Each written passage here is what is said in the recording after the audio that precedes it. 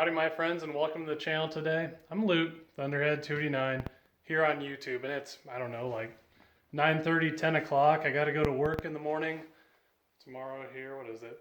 Like 9:53 or something. So, I mean, pretty much 10 o'clock. I gotta go to work in the morning, but you know, I got like a 40-minute commute at this point, and I'm tired of getting harassed by the police in the Maverick, because apparently the Maverick is like a hooligan wagon or something. So I wanted to get something else going to drive, the old 64. Now Emily and I, we just moved into a new place straight out the trailer park, but you know, we still are trailer park folks. But all that aside, we're gonna get the 64 going today. It's been a long time, you know, with moving. Normally I get this car up and going way before now, but I haven't yet. So with that, let's jump right in. So if you're new to my channel, you might not be familiar with the old 64 Galaxie here. I picked the thing up as, you know, typical revival style, non-running for $1,700, which, probably a fair price for a four-door, you know, but does have a decent paint job, you know, and it didn't take a whole lot to get it up and running and going. It's got a little bit of rust right back in this little area right here from being a Midwestern car. Not too big of a deal. It is the original 352 FE. It either has 20,000 miles or 120,000 miles. But at this point, I've been under the car enough to know that, you know, this engine doesn't seem like it's ever been out of here. And if you look at it real close, you know, it sure don't look that way either from the engine bay. Now the inside of the car, pretty good shape. You know, probably lived most of its life in a garage. I don't know if someone painted the roof white at some point or if that's how it came in the factory. I don't know, I don't care. You know, looks good on the car either way. Got that nice atomic era interior with the gauges and the steering wheel and whatnot. So, you know, interior in pretty good shape. Still has its headliner somehow, you know, but all in all, she's just a good cruiser. So with that, hasn't ran in some time, been sitting here with us moving and whatnot. So let's get her cranking. So under the hood here again, factory original 352 4-barrel FE. So this is back in the high compression era, but you know, it's probably pretty old and tired now, consuming it's never been out of the car from what I can tell. I haven't done too much to it again. I put a aftermarket distributor. It's a Pertronix Igniter 3, so we could adjust the timing curve and get a lot more out of the engine. And then it does have a Summit 600 vacuum secondary on it because the old 4100, the throttle blades were seized up and I just haven't got to it yet. But the 600 runs good, kind of a sentimental unit. I've had it for a long time. All right, here we go. I'm always jockeying batteries around. You think I'd just buy a few more and I wouldn't have to do this all the time. Had to go out and take this from the F-250. What do we got going on here? Positive, negative.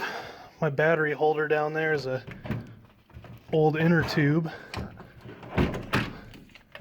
from God knows what. It was in the car when I bought it. Seemed like a good idea. So at this point, I think I can fire it up. I do want to change oil in the thing, and I run that Rotella 1540 in my old cars here. Where can I put this so it won't fall in the engine? Trying something new here. We got all these syringes laying around from my wife being a large animal veterinarian. So I'm wondering if I can just put these in the old vent tube. Neato. And then we don't have to crank the engine forever or run it on carb cleaner or whatever you might have to do. This looks kind of gasoline-y still. Oop, can I do this with one hand? Maybe, kind of, sort of. All right.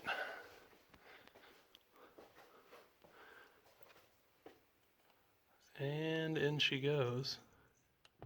It's like a time capsule in here. I think the last time I drove it, October 24th, Emily and I drove it to a wedding. Which key is this? And we'll see if we get some of that good old, oh, there's not a, I'm so used to the manuals. Threw me off. This is my only automatic car. So, hopefully we can get that good old FE action here where it fires right up. See what we get.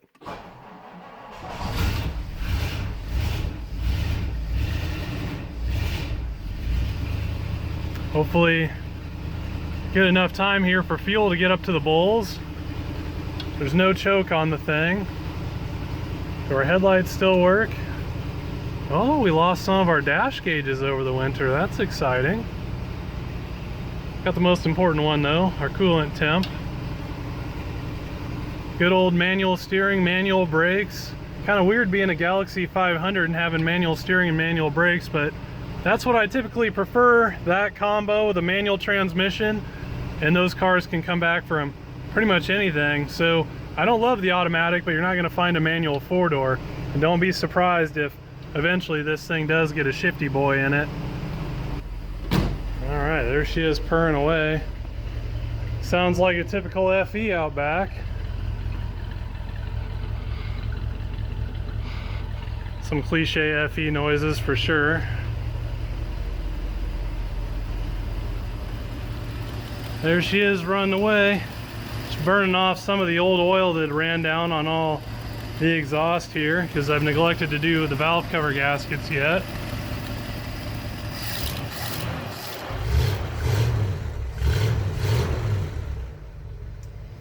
All right, my friends, seems like she's running good. Been a few months, fired right up, and idles perfect like an FE always seems to do as long as you keep fluids in it. So we'll get it backed out of here. I'll change the oil and then catch you guys in the morning. We'll drive her into work.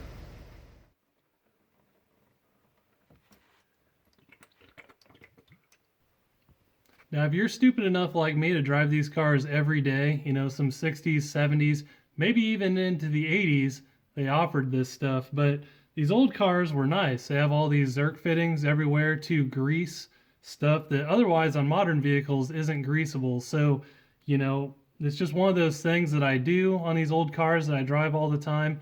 Every time I change oil, I go through and grease all the Zerk fittings.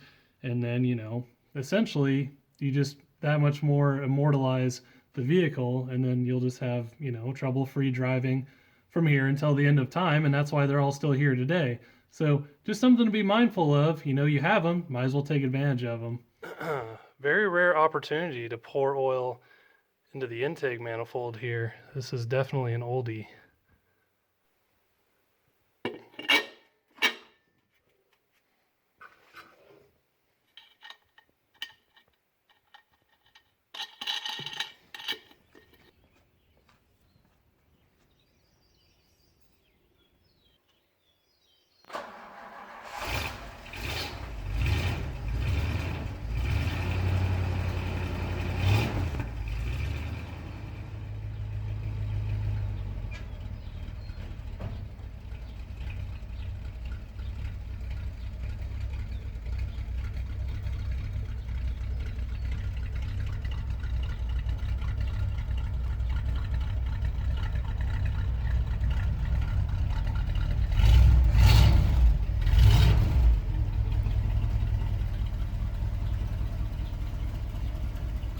Have a tight fit.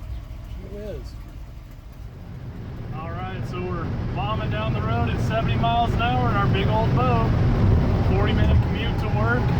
Galaxie will probably have no issues. Never gave me any trouble last year. I don't expect any this year. So I don't know what it is about this vintage American steel, but it just don't feel right rolling in anything else. That's why I daily drive all this stuff all the time. You know, it's my primary drivers all summer.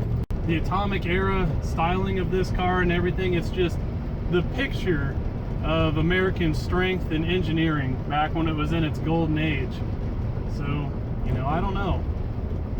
They just kind of do it for me. I don't know what else to tell you. I drive into work today, you know, 50 minutes seemed like 5 minutes. Just don't get much better than this, my friends. We don't have a lot of time left on these old cars, you know. Soon they're gonna all dry up. So if you want my advice, best get out and drive them. No reason letting them sit in the garage. I'm Thunderhead 289. Thanks for coming along with me today. I'll catch you for the next one.